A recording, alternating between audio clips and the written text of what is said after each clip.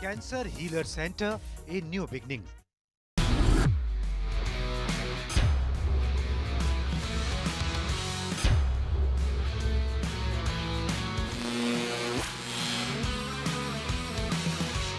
अब उस मैच की बात कर लेते हैं जो बीती रात रहा। और उस मैच में क्या रहा? मैच में रहा साहब 80 रन से एक टीम जीती। अब जब कोई 80 रन से जीतता है ना, तो मुझे लगता है 8 विकेट से जीत जाए, 80 रन से जीत जाए, तो मुझे लगता है कि वो दूसरी वाली टीम कर क्या रही थी, मतलब वो भी खेलने ही आई थी या वो वहां पर कुछ और करने आई थी। और मजे की बात यह है कि हारने वाली टीम जो है वो सनराइजर्स हैदराबाद है, जिस टीम ने इस लीग में पिछले सीजन में अच्छी अच्छी टीमों का पसीना बहा दिया था, अच्छी अच्छी टीमों को डरा दिया था। लेकिन यहां पर क्या हुआ? कोलकाता की एसआरएच पर धमाकेदार जीत हुई। कोलकाता ने हैदराबाद को 80 रन से हराया। कोलकाता ने 201 रन का लक्ष्य दिया था, हैदराबाद की टीम 120 रन पर ही सिमट गई। सिर्फ 16.4 ओवर बल्लेबाजी कर पाई एसआरएच। मैं अभी किसी चीज पर नहीं जा रहा हूं अंकिता, मैं नहीं जा रहा हूं कि 200 रन का लक्ष्य था, मुश्किल था, पिच थी, दिस था, दैट था, लेकिन मेरा सिर्फ बहुत एक बेसिक सवाल है। आप जिस फॉर्मेट के लिमिटेड ओवर्स में जिस फॉर्मेट में आप खेल रहे हैं, उस फॉर्मेट की आपको इतनी रेस्पेक्ट तो करनी पड़ेगी कि कम से कम वो पूरे ओवर खेलें। अगर आप पूरे ओवर भी नहीं खेल रहे हैं तो फिर यह दिखाता है कि आपकी ना तो प्लानिंग सही हुई, और जब प्लानिंग ही नहीं सही हुई तो फिर एग्जीक्यूशन भी सही नहीं हो सकता। बिल्कुल, और हमने देखा भी है कि भाई वो पहाड़ जैसा स्कोर अगर आप बना देते तो आपसे उम्मीदें भी ज़्यादा हो जाती है। अगर आप उम्मीदें ज़्यादा बढ़ाएंगे तो फिर प्रेशर भी आप पे ज़्यादा होगा। और हमने देखा है कि हैदराबाद की टीम ने हर एक मैच में ऐसा ही किया।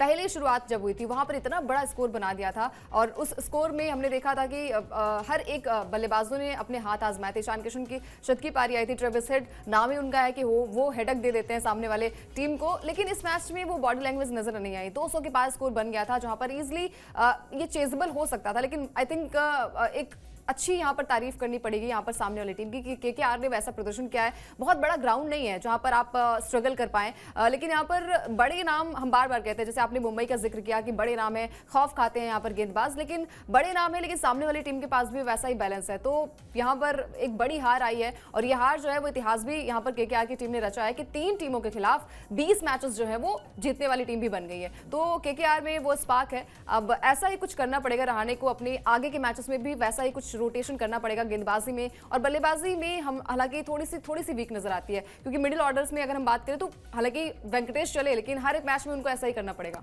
बिल्कुल, वो शुरुआत अच्छी नहीं रही थी, और ये भी एक तरीके से परीक्षा होती है, इम्तहान होता है कि आप टू मच डिपेंडेंट ना रहें अपने ओपनर्स पर। ऐसा हुआ, उस पर बात करेंगे। लेकिन उससे पहले जो आप कह रही हैं ना कि वेंकटेश अय्यर, कल का मैच तो पूरा का पूरा मिडिल ऑर्डर ने एक तरीके से कोलकाता को बना कर दिया, वरना चीजें ठीक हुई नहीं थी। कोलकाता ने खराब शुरुआत के बाद कमबैक किया। किस तरह से कमबैक किया वो आपको इस अपडेट में हम बताते हैं। सिर्फ 16 रन बने थे अंकिता, जब सलामी बल्लेबाज आउट होकर पवेलियन लौट चुके थे। लेकिन इसके बाद मिडिल ऑर्डर के बल्लेबाजों ने एकजुट होकर परफॉर्मेंस दी, और जो आप कहते हैं ना कि पार्टनरशिप, किसी भी फॉर्मेट में आप क्रिकेट खेल रहे हैं, चाहे आप T20 खेल रहे हैं, वनडेज खेल रहे हैं, या फिर आप टेस्ट मैच खेल रहे हैं, पार्टनरशिप आपके लिए बहुत इंपॉर्टेंट होती है। वही पार्टनरशिप देखने को मिली। वेंकटेश अय्यर ने 29 गेंद पर शानदार 60 रन बनाए। इसके अलावा रहाणे ने 38, रघुवंशी ने 50 और रिंकू सिंह ने 32 रन का योगदान दिया। यानी पूरा का पूरा जो आप स्कोर बोर्ड पर रन देख रहे हैं, वो कंट्रीब्यूशन जो है वो पूरा का पूरा था कोलकाता के मिडिल ऑर्डर का। शुरुआत इस सीजन में कोलकाता की अच्छी नहीं रही थी अंकिता, मतलब डिफेंडिंग चैंपियन है, लेकिन पहला ही मैच हार गए थे। उसके बाद टीम ट्रैक पर आ गई है, और कप्तान जब बदलता है, मतलब देखिए ये तो लीग ऐसी है, हम लोग को आदत पड़ चुकी है कि भाई आज मोहम्मद सिराज पिछले सीजन में आरसीबी के लिए खेल रहे थे, इस बार नहीं खेल रहे। खिलाड़ी का चेंज होना और कप्तान का चेंज होना, मुझे लगता है दोनों ही चीजों में जमीन आसमान का फर्क है। खिलाड़ी सिर्फ एक रणनीति का हिस्सा होता है, कप्तान पूरी की पूरी रणनीति होता है। कप्तान जो है वो रणनीति बनाता है, और उसके इर्द गिर्द फिर वो सारे खिलाड़ी चलते हैं।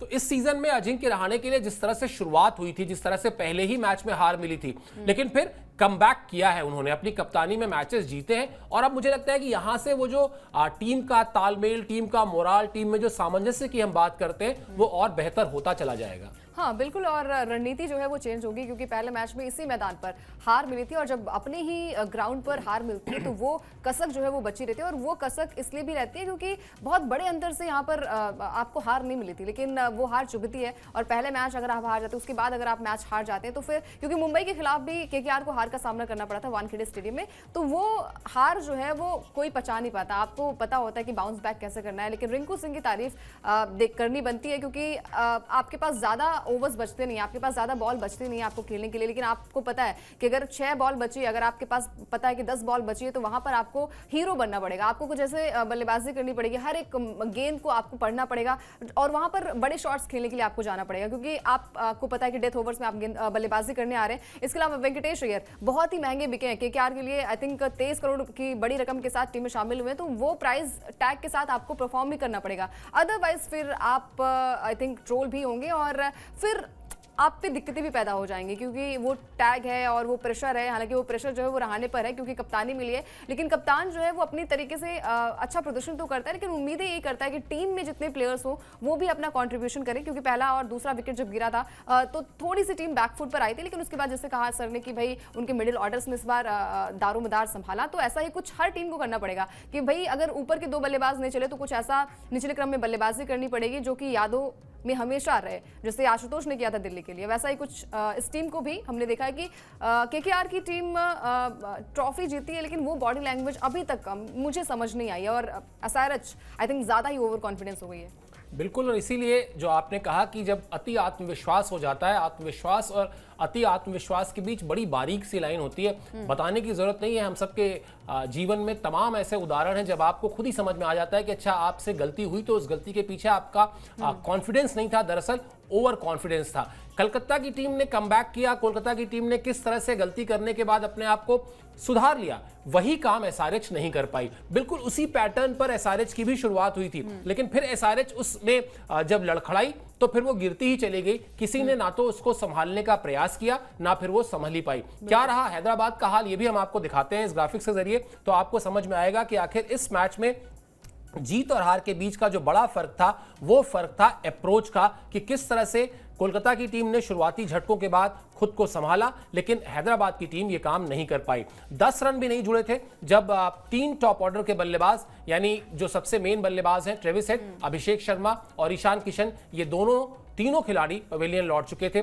Travis head 4 run, Abhishek Sharma 2 run, Ishan Kishan 2 run. Hyderabad के 6 खिलाड़ी दहाई के आंकड़े तक नहीं पहुंच पाए, यानी डबल डिजिट में अगर 6 खिलाड़ी नहीं पहुंच रहे हैं तो फिर आप समझ लीजिए कि टीम के हार की जो वजह है और हार का जो अंतर है 80 रनों का, वो आपको बहुत साफ साफ दिखाई देता है। अब अंकिता, ये तो होता है, कोई भी एक टीम है, अगर आप ये मान के चलते हैं कि आपके टॉप के जो 3 उनमें चलना चाहिए, पहली बात तो मैं भी इस बात से सहमत हूं कि अगर आपने टॉप में 3 इतने हैवी नाम रखे हैं इस फॉर्मेट के, तो आपको ये अपने अंदर भरोसा रहता है कि इन 3 में से अगर एक भी चला तो बाकी टीम फिर उसके इर्द गिर्द बल्लेबाजी कर लेगी।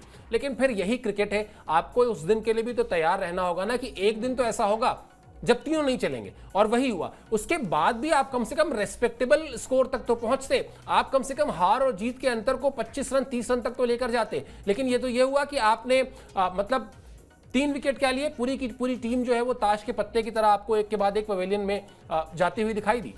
बिल्कुल, और चलिए ठीक है, ट्रेविस हेड आई थिंक इस बार नहीं चले, लेकिन अभी तक के मैचेस में उन्होंने अपना कंट्रीब्यूशन दिया है। स्टार्टिंग में वो अच्छी बल्लेबाजी करते हैं, लेकिन अभिषेक शर्मा पर सवाल उठेंगे। मतलब टोटल अगर रन्स की बात करें तो 30 रन भी उनके खाते में नहीं है, तो ये अपने आप में दर्शाता है बड़े नाम दर्शन छोटे, तो अभिषेक को भी ऐसा कुछ समझना पड़ेगा। अदरवाइज देखिए, मेंटल तो आपको जूझना पड़ेगा अगर आप बल्लेबाजी नहीं करेंगे तो फैंस, क्योंकि देखिए आपने इतने मैचेस खेले हैं और आपने इतना अच्छा प्रदर्शन किया है कि फैंस ये चाह रहे हैं कि भाई जब भी अभिषेक आए तो वैसी तूफानी पारी खेलें जैसा उन्होंने केकेआर के खिलाफ किया था 2024 में, वैसा ही प्रदर्शन करें जिन्होंने आरसीबी के खिलाफ ट्रेविस के साथ अच्छी पार्टनरशिप बिल्ड की थी और एक अच्छा प्रदर्शन किया था। लेकिन बैक टू बैक 3 मैचेस में अभिषेक से ऐसी उम्मीदें फैंस को होती नहीं है। और ईशान किशन, पहले मैच में बार बार वही चीजें होती कि एक मैच में अगर आप 100 बनाएंगे और अगर आपकी टीम हारती जाएगी और प्लेऑफ के लिए क्वालिफाई नहीं कर जाएगी, तब आप 100 रन बनाएंगे तो उसमें कोई फर्क नहीं पड़ता है। फिर वो आप हार गए, और हार अगर आप गए हैं तो उसमें अगर आप कितने भी रन बना दें, 200 भी बना दें, तब भी आप टीम के लिए वो कंट्रीब्यूशन नहीं दे पाएंगे। तो वो समझना पड़ेगा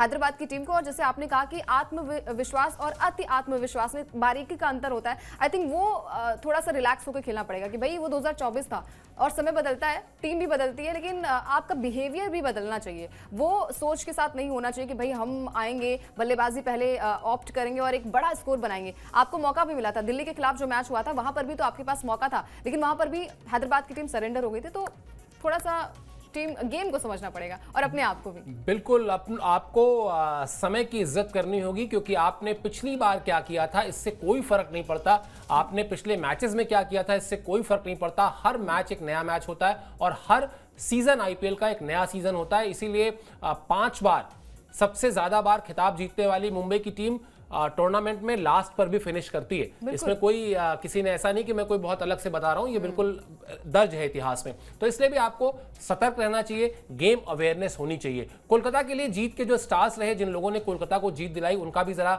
जिक्र कर लिया जाए, क्योंकि उनकी मेहनत साफ तौर पर इस मैच में दिखाई दी। वैभव अरोड़ा और वरुण चक्रवर्ती ने शानदार गेंदबाजी की और यही वजह है कि वो जो 80 रन से बड़ी जीत मिली है उसके ये दोनों स्टार बने। वैभव अरोड़ा ने 4 ओवर में 29 रन देकर 3 विकेट लिए, वरुण चक्रवर्ती ने 4 ओवर में 22 रन देकर 3 विकेट लिए। इसके अलावा वैभव अरोड़ा को प्लेयर ऑफ द मैच चुना गया और हर्षित राणा ने भी 3 ओवर में 15 रन ही दिए। विकेट उनको एक ही मिला, लेकिन 3 ओवर में अगर कोई 15 रन दे रहा है तो आप समझ सकते हैं कि कितनी किफायती गेंदबाजी उस खिलाड़ी ने की है। तो ओवरऑल अगर आप देखें तो पूरे के पूरे बॉलिंग यूनिट ने जो हैदराबाद की टीम पर 80 रन की जीत मिली है, उसमें अगर आप देखेंगे, ठीक है 2 खिलाड़ियों के नाम 3-3 विकेट हैं, लेकिन बाकी गेंदबाजों ने भी उस प्रेशर को रिलीज नहीं होने दिया कि पता चला एक तरफ से तो गेंदबाज जो है वो दबाव बना रहा है, दूसरी तरफ से दूसरे गेंदबाज की पिटाई हो रही है। ओवरऑल बॉलिंग जो एफर्ट्स थे, पहले बल्लेबाजी में मिडिल ऑर्डर और उसके बाद बॉलिंग, मतलब आप एक भी नंबर काट नहीं सकते, 10 में 10 देने पड़ेंगे आपको।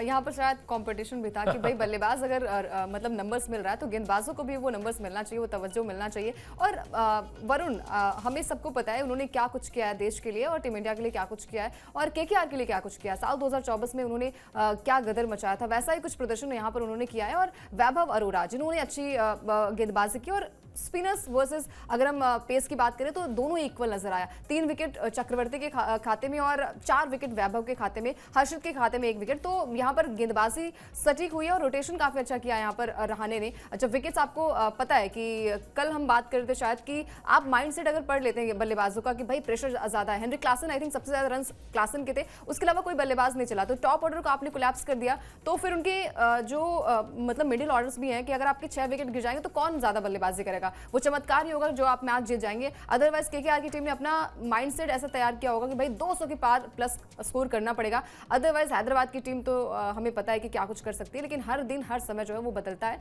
और तारीफ जो है वो बल्लेबाजों के साथ साथ गेंदबाजों का भी बनता है। बिल्कुल बनती है और साथ ही साथ कप्तानी जिसका मैंने जिक्र किया था उनकी भी तारीफ बनती है, क्योंकि पहले मैच में हार के बाद टीम को जीत की पटरी पर लाना, उन खिलाड़ियों में इस आत्मविश्वास को वापस जगाना कि नहीं हम चैंपियन टीम है और कोई बात नहीं शुरुआत खराब हुई, पहला कदम हमारा जो है वो लड़खड़ाया, लेकिन अब इस कदम को हमें संभालना है, दूसरे कदम को मजबूती से रखना है और फिर वापस खड़े होकर उसी रफ्तार से दौड़ना है जिसके लिए हम जाने जाते हैं। क्या कहा दोनों टीमों के कप्तानों ने, आपको फटाफट बता देते हैं हमेशा की तरह, क्योंकि अजिंक्य रहाणे जो कप्तान है, जिनकी मैं तारीफ कर रहा हूं, बड़े ही सॉर्टेड प्लेयर हैं, बड़े ही सुलझे हुए खिलाड़ी हैं, जिम्मेदारी मिली है, अभी तक उस जिम्मेदारी को अच्छी तरह निभा रहे हैं। उन्होंने कहा कि इस मैच को बड़े अंतर से जीतना हमारे लिए अहम है। इस विकेट पर हम पहले गेंदबाजी करना चाहते थे, लेकिन टॉस ने साथ नहीं दिया।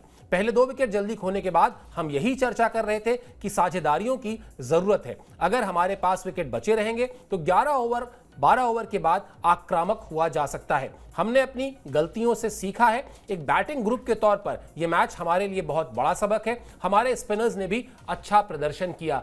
यह होती है गेम अवेयरनेस। अंकिता, जहां पर वो कह रहे हैं कि हमारे जब शुरुआती विकेट गिरे तो हमने अपने आप में with in the team, with in the group यही डिस्कस किया कि अभी हमको कुछ ओवर्स जो है कम से कम 10 ओवर तक आराम से चलना है, विकेट और नहीं बढ़ने देने, रन की रफ्तार भले थोड़ी धीरे हो जाए, बाद में हम उसको मेंटेन कर लेंगे। और खासतौर पर जब आपके पास रिंकू सिंह जैसा बल्लेबाज हो तो आपको पता है कि आपके पास हिटर्स हैं, लेकिन वो हिटर्स ही अगर 5वें या 6ठे या 7वें ओवर में ही उनकी बारी आ जाएगी तो फिर शायद वो 20 ओवर तक उनके लिए वहां क्रीज पर टिके रहना मुश्किल होगा। तो एक सही तरीके से रणनीति का बनाना और फिर उसके बाद उसको सही तरीके से एग्जीक्यूट करना, ये मैच में दिखाई दिया। इससे उलट पैट कमिंस के साथ क्या हुआ, उनकी कप्तानी का मैं कायल हूं, लेकिन अभी तक वो कप्तानी नहीं दिखी है, अभी तक वो टीम का एफर्ट नहीं दिखा है जिसकी वजह से इस टीम को जाना जाता है, यानी सनराइजर्स हैदराबाद को। उनके कप्तान ने जो कहा है वो भी आपको दिखा देते हैं, उसके बाद उस पर भी चर्चा कर लेंगे। कप्तान साहब ने कहा कि आज की रात अच्छी नहीं थी, पारी के ब्रेक में हमें लगा था कि हम लक्ष्य को हासिल कर लेंगे, यह बल्लेबाजी के लिए अच्छा विकेट था, हमने रन भी ज्यादा दे दिए और उसके बाद बल्ले से अच्छा प्रदर्शन नहीं कर पाए। हमें प्रैक्टिकल सोच के साथ जाना होगा। लगातार 3 मैच में ऐसा हो चुका है, अभी 2 हफ्ते पहले ही हमने 280 रन बनाए थे। हमें अलग तरह के विकल्प भी सोचने होंगे। फील्डिंग ने काफी निराश किया, कुछ कैच छूटे, कुछ रन मिसफील्ड हुए, हमारी गेंदबाजी खराब नहीं थी, उन्होंने अंत तक अच्छी गेंदबाजी की। अब ये तो सारी चीजें ठीक है, लेकिन बेसिक चीज वही है अंकिता, जो हम पिछले शो में, इस मैच के प्रीव्यू शो में बात कर रहे थे कि आप एक ही प्लान को लेकर आप एक पूरे के पूरे टूर्नामेंट में आए और सोचें कि आप उसी प्लान के साथ जीत जाएंगे, ऐसा मुश्किल होता है। आपको अपना प्लान बी, आपको प्लान सी रेडी रखना होता है। अब शायद यहां से हैदराबाद की टीम ये सोचेगी कि उस मैच का या उन मैचों का क्या होगा जब ट्रेविस हेड भी नहीं चलेंगे, अभिषेक शर्मा भी नहीं चलेंगे और ईशान किशन भी नहीं चलेंगे। क्या इन 3 खिलाड़ियों के ना चलने का मतलब हार को तय मान लिया जाए, या फिर बाकी बल्लेबाजों की भी जिम्मेदारी को थोड़ा थोड़ा बढ़ाया जाए कि अगर ये तीनों नहीं चलते तो आपको कम से कम 20 ओवर बल्लेबाजी करनी है? हाँ, लेकिन चलना तो होगा, लेकिन उसके बाद अगर आप निचले क्रम की बल्लेबाजी की अगर हम बात करें तो वहाँ पर फिर भाई हेनरी क्लासन के अलावा उनकी पार्टनरशिप के साथ उनका एक कोई साझेदार भी बनना पड़ेगा, तभी आप मैच को जीत पाएंगे। हालांकि एक्सेप्ट किया यहाँ पर उन्होंने कि भाई हमें लगा कि ये शायद एक बिलीव होता है, जैसे हम बार बार बिलीव की बात करते हैं कि उन्हें लगा कि चेज हो जाएगा। बहुत बड़ा स्कोर उनके लिए नहीं था क्योंकि उनके पास पावर हिटर की कमी नहीं है। ट्रेविस हेड है उनके पास अभिषेक है, ईशान किशन, उनकी बल्लेबाजी में वो धार है, नीतीश रेड्डी है, हालांकि अभी तक वो छाप नहीं छोड़ पाए, लेकिन शायद 1-2 मैचेस में वो कर सकते हैं। लेकिन अगर आप स्टार्ट के मैच में नहीं पाएंगे तो बार बार वही सारी चीजें होती है। फिर आप अगर बाद में करें, आज न करें कल करें, तो क्या फर्क पड़ता है। तो वैसा ही कुछ यहाँ पर हैदराबाद के साथ होगा। एक्सेप्टेंस जो है वो जरूरी है। जैसे अभी रहाणे ने कहा कि मैंने सीखा है, पिछले हार से मैंने सीखा है, तो आपको ये बार बार नहीं सोचना है कि 280 हमने बनाए थे, 286 बनाए थे, 300 पार हम बनाएंगे, तो ये दिमाग में नहीं सोचना है कि भाई इतना बड़ा स्कोर बना पाएंगे। आप ये सोचिए कि भाई निचले क्रम की बल्लेबाजी पर ध्यान दीजिए कि भाई अगर नहीं चले तो बाद का क्या होगा फिर। बिल्कुल, और अगर पिछले मैच में मैंने शतक किया है, यही सोचा होता तो सचिन तेंदुलकर 100 शतक नहीं बना पाते। तो आपके लिए हर मैच नया है, हर मैच को नए मैच की तरह से लीजिए, नई चुनौतियों की तरह से लीजिए, नई रणनीति के साथ उतरिए और हमेशा अपने आप को इतना कंफर्ट दीजिए कि अगर जरूरत पड़े तो अपने प्लान्स को आप बदल पाएं। चलिए, इस शो में इतना ही, शो को वाइंड अप करते हैं, लेकिन हमेशा की तरह आपसे गुजारिश करेंगे कि स्पोर्ट्स लाइन को सब्सक्राइब कर लीजिए, साथ ही साथ वीडियोस में और शॉर्ट्स के सेक्शन में भी जाइए हमारे चैनल पर, और वहां भी बहुत कुछ आपके लिए है जो हम बहुत मेहनत से तैयार करते हैं, और अगर आप उसको देखते हैं, उसको लाइक करते हैं, उस पर अपना फीडबैक देते हैं, तो वही हमारी उस मेहनत का एक तरीके से रिजल्ट भी है, हमारे लिए गिफ्ट है आपकी तरफ से, वो करिए। और अभी के लिए मुझे और अंकिता को दीजिए इजाजत। आप हमसे जुड़े इसके लिए बहुत बहुत शुक्रिया और आभार।